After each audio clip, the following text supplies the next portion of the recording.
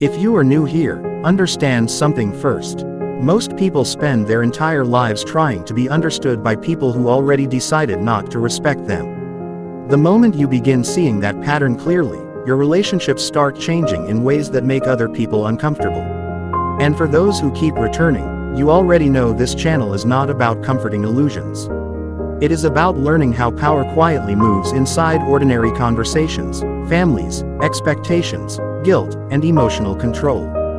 That shift alone separates you from most people around you.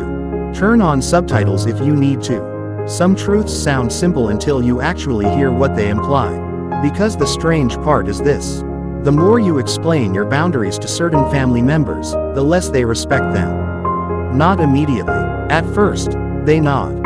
They pretend to understand. They say things like, "Okay, I get it." And for a moment, you think the conversation worked. Then 3 days later they cross the same line again. You explain yourself better this time. Calmer, more detailed. You use examples. You try empathy.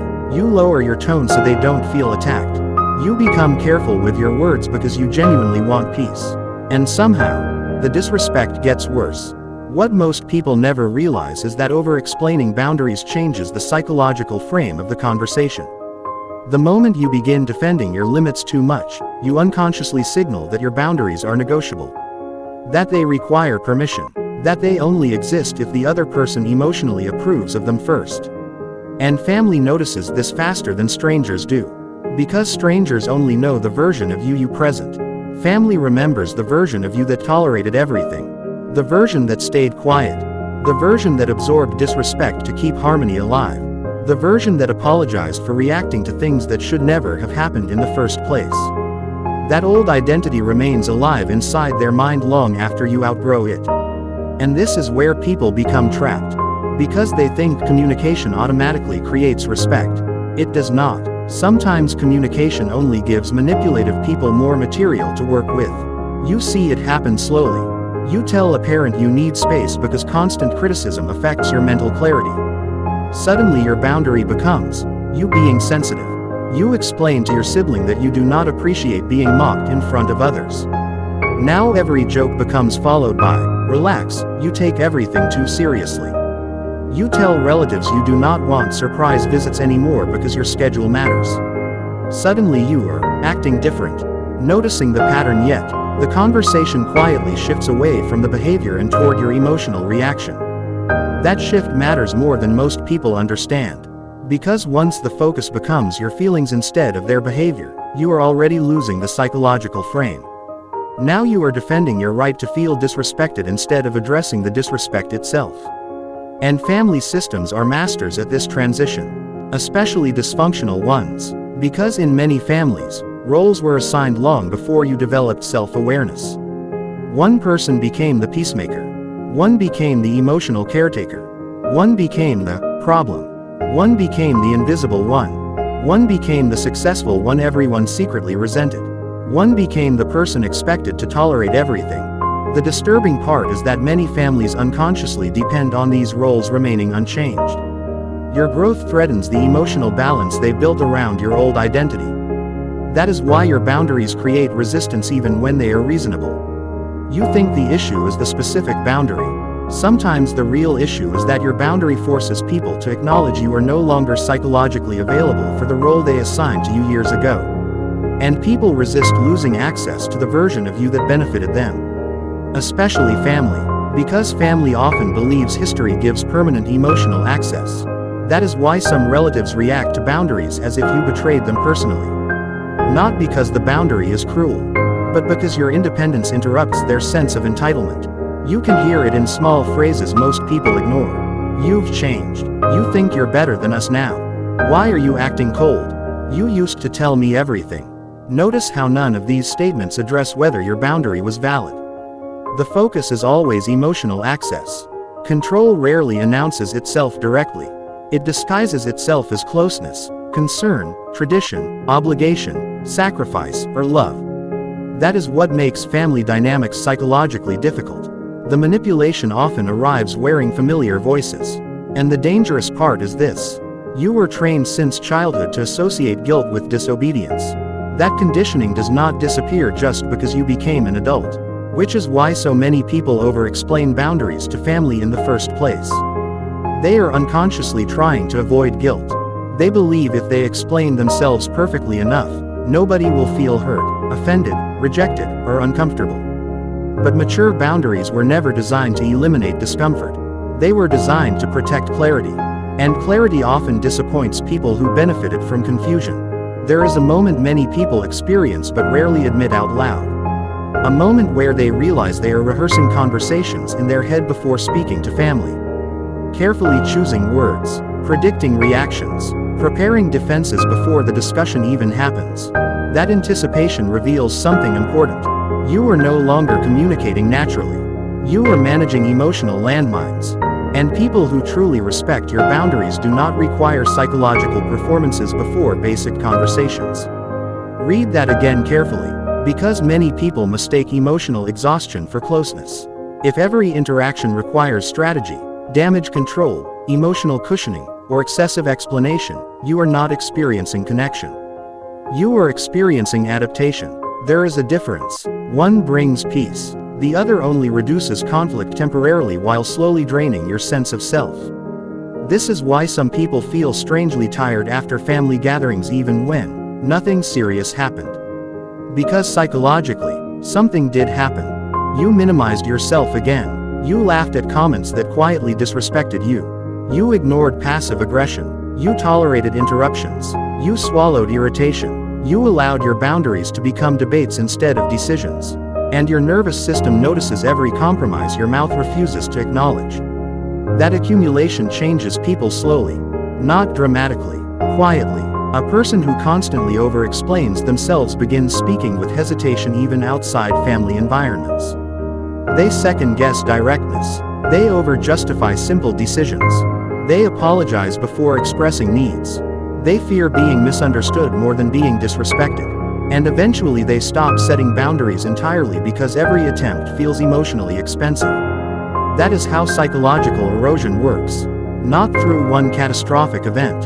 Through repeated micro-negotiations against your own instincts.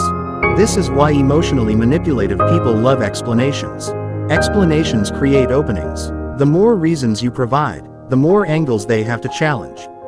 If you say you cannot attend an event because you need rest, suddenly they debate whether you are really tired. If you say you need distance because certain conversations become toxic, now they analyze your tone instead of the behavior. If you explain that you value privacy, suddenly you are accused of secrecy. The conversation never ends because the goal was never understanding. It was access. And access feels threatened when your boundaries become firm. Now understand something carefully before moving further. Silence is not always strength. Some people avoid boundaries completely and call it peace. That is not wisdom either. The issue is not whether you communicate. The issue is whether you believe your boundary requires emotional approval to become valid. That belief destroys people, because it places your self-respect inside somebody else's emotional reaction. Now your confidence rises or collapses depending on whether they accepted your explanation. And manipulative personalities sense this instantly. They recognize when your boundary still depends on their permission. That is why they keep pushing. Not because they misunderstood you. Because they understood you perfectly. They realized you still fear disappointing them more than losing yourself.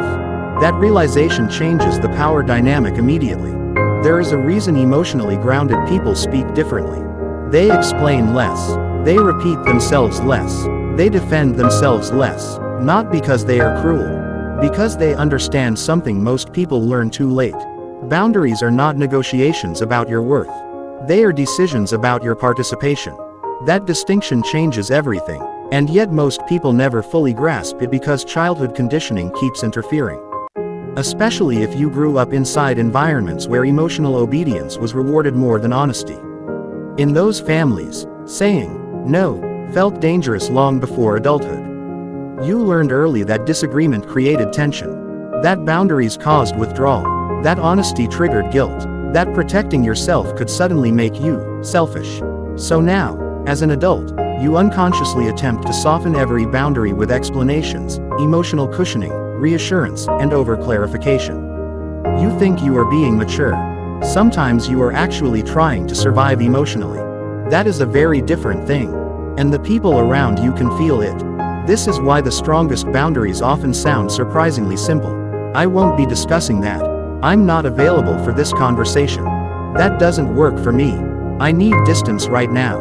No long emotional essays. No courtroom defense. No desperate attempt to make everybody comfortable. Just clarity. People who respect you may not always like your boundaries, but they eventually adjust to them. People who depend on controlling you will endlessly challenge them. That difference exposes everything. Pay attention to who becomes angry when your access becomes limited. Pay attention to who suddenly calls you changed the moment you stop over-functioning emotionally for everyone else. Pay attention to who only values communication when it benefits them. Because some people do not want honesty. They want compliance delivered politely. And family structures built around emotional dependence react violently when one person begins reclaiming psychological independence. Especially when that person was never expected to develop it. There is another reason over-explaining destroys respect that almost nobody talks about. It subtly communicates uncertainty, not always verbally, energetically. When someone states a boundary clearly and calmly, the message feels grounded. But when someone keeps adding explanations, defenses, examples, and emotional disclaimers, the other person unconsciously senses hesitation. And hesitation invites pressure. Human beings constantly test emotional certainty without realizing it. Children do it, partners do it, friends do it, families do it most aggressively of all. Not always maliciously, sometimes unconsciously, but the pattern remains the same. People push hardest where they sense instability. Which means every extra paragraph defending your boundary can accidentally weaken it. Especially inside families where your emotional patterns have been studied for years. They know your guilt triggers, your fear of rejection, your need for harmony, your tendency to over-explain when anxious. And if you never interrupt that pattern, they continue interacting with the old version of you indefinitely. Not because they are confused. Because your behavior keeps confirming access. If this is already sounding uncomfortably familiar, good. Most people spend years feeling these patterns emotionally without ever naming them clearly. And unnamed patterns control people the longest. So before this goes further, do something small. Like the video if you recognize yourself in this pattern already.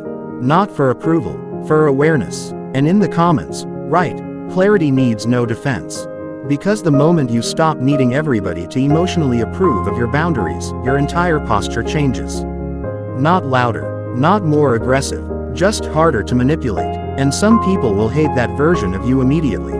Especially the ones who benefited most from your confusion. The unsettling part begins after the boundary is set. Not during the conversation itself.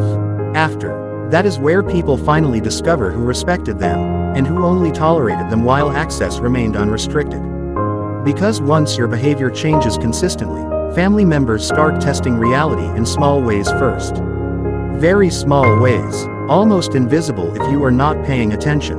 A relative suddenly asks invasive questions again after you already said certain topics are private.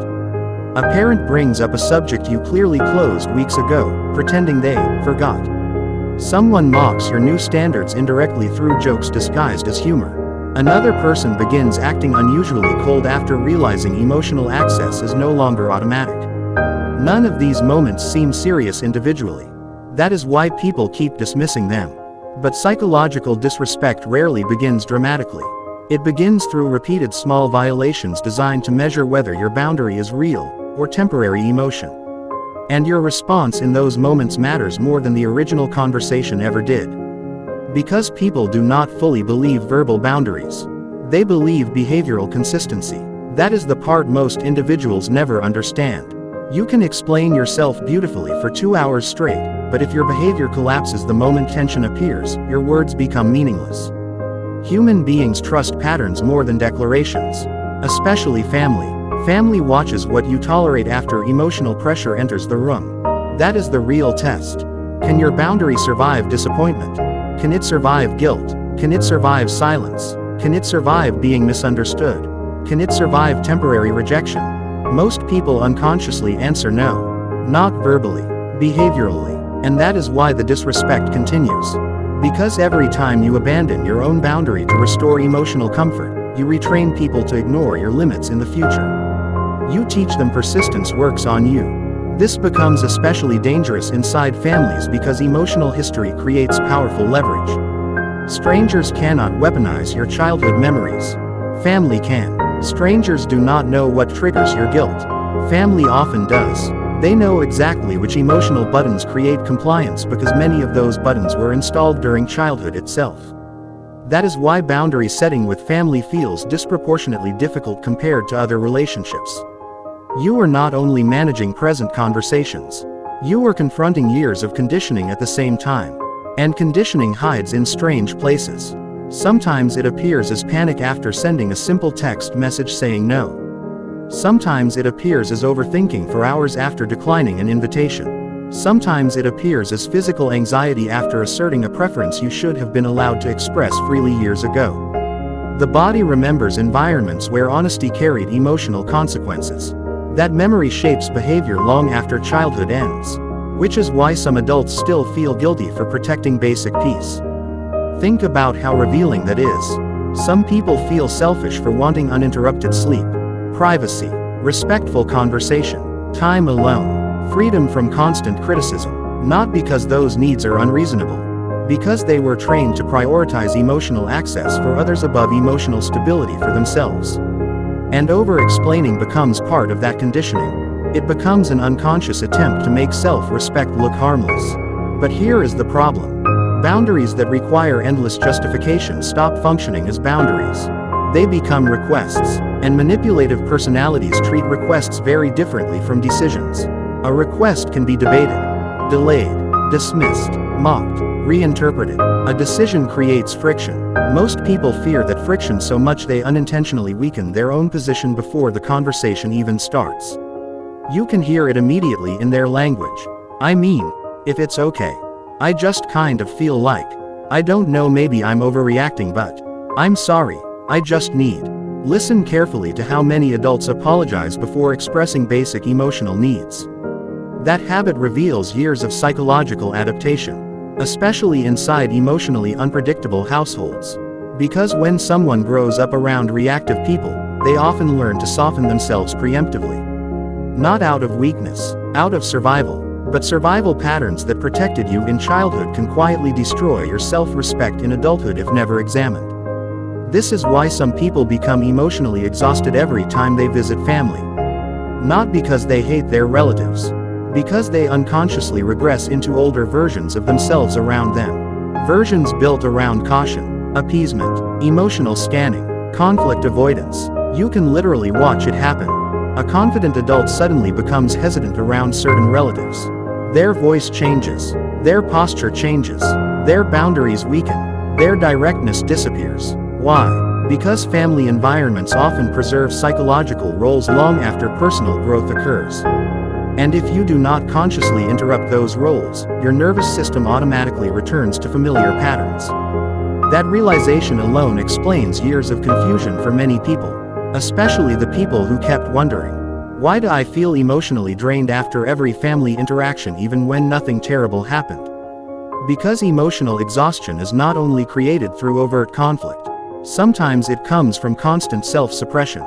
From continuously editing yourself to maintain emotional balance around people who never learned how to tolerate your full honesty. That editing process becomes invisible after enough years. You stop noticing how much energy it consumes. Until one day you experience relationships where directness does not create punishment. And suddenly everything changes. You realize healthy people do not require elaborate emotional negotiations for simple boundaries.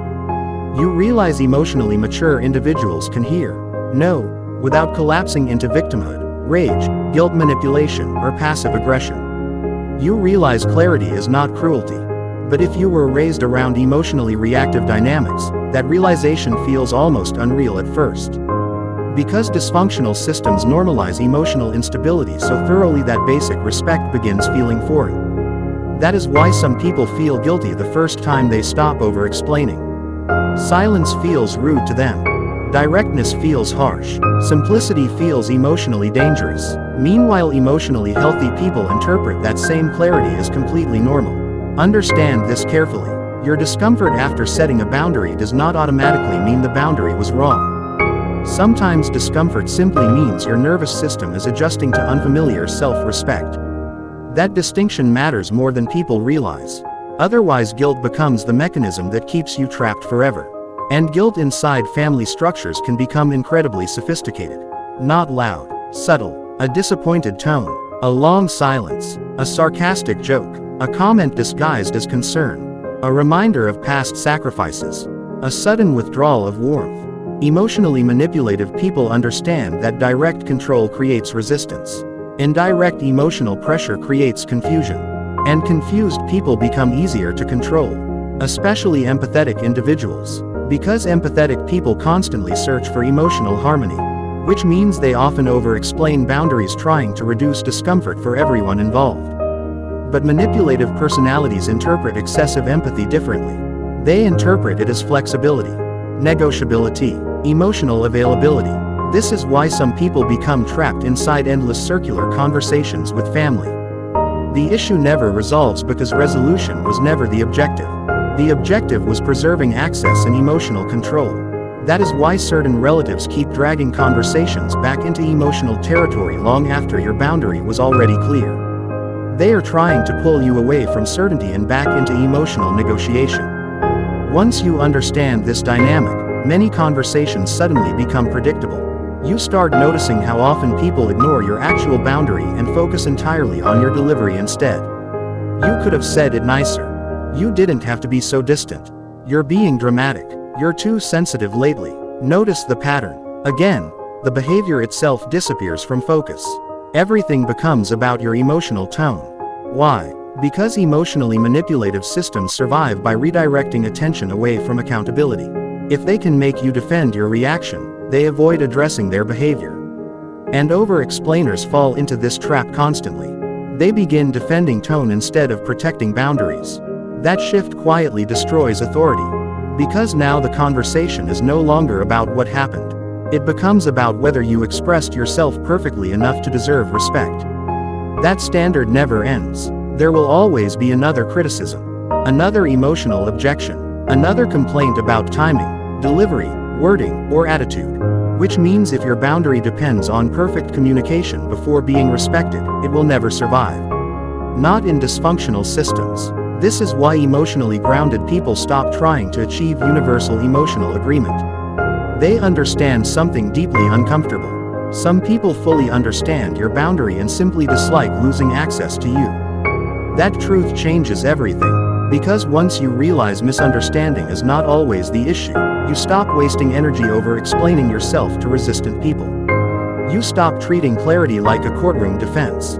You stop believing your self-respect requires unanimous approval. And perhaps most importantly, you stop panicking every time someone becomes uncomfortable with your independence. That emotional shift is enormous. Because many people were unconsciously trained to interpret other people's disappointment as evidence they did something wrong. Especially in families where emotional stability depended on keeping certain individuals comfortable at all costs. In those environments, boundaries feel emotionally dangerous because they interrupt familiar patterns of control. And control inside families rarely looks like dictatorship. Sometimes it looks like obligation. Sometimes it looks like family loyalty. Sometimes it looks like guilt wrapped in sacrifice. You know everything I did for you. Family should always be there. After all we've been through together. These phrases sound emotionally powerful because they attach morality to access. Now refusing disrespect feels like betrayal instead of self-protection. That psychological inversion traps millions of people. Because once guilt becomes stronger than self-respect, boundaries collapse almost automatically. This is why emotionally manipulative people often react strongest not to anger, but to calm detachment. Anger still signals emotional involvement. Over-explaining still signals emotional dependence. But calm clarity, that changes the dynamic completely. A simple, no, that won't work for me. No emotional performance. No defensiveness. No over-justification. That kind of certainty unsettles people who are accustomed to emotional negotiation. Especially if they built their identity around having unlimited access to you. And this is where many viewers are going to confront something difficult. Some family members do not actually know the adult version of you. They know the adaptive version, the survival version, the agreeable version, the emotionally accessible version, the version shaped around maintaining peace. So when you begin setting boundaries consistently, they experience it almost like identity confusion. You are violating expectations they unconsciously built around your old behavior. That is why some relatives suddenly accuse you of changing when you become emotionally healthier. They are not necessarily reacting to your boundary itself. They are reacting to losing predictability. The old version of you was easier to manage. And people become deeply uncomfortable when familiar emotional patterns stop working, especially patterns they benefited from. This is why growth often creates relational tension before it creates peace. Nobody talks about that part honestly enough. People romanticize healing as if everyone applauds your transformation. Many will not. Some people preferred you anxious, over-available, over-explaining, easy to guilt, easy to pressure. Your growth inconveniences anyone who depended on your lack of boundaries. That does not mean your growth is wrong. It means it is real. And if this conversation already feels uncomfortably accurate, share the video with someone who keeps confusing guilt with love. Most people never hear these patterns explained clearly enough to recognize what has been happening to them for years. And subscribe if you are serious about developing the kind of emotional clarity that cannot be manipulated through guilt, pressure, or psychological confusion. Because the next part becomes even more uncomfortable. Once you stop over-explaining your boundaries, you start seeing which relationships were held together mostly by your willingness to abandon yourself. And that realization changes people permanently.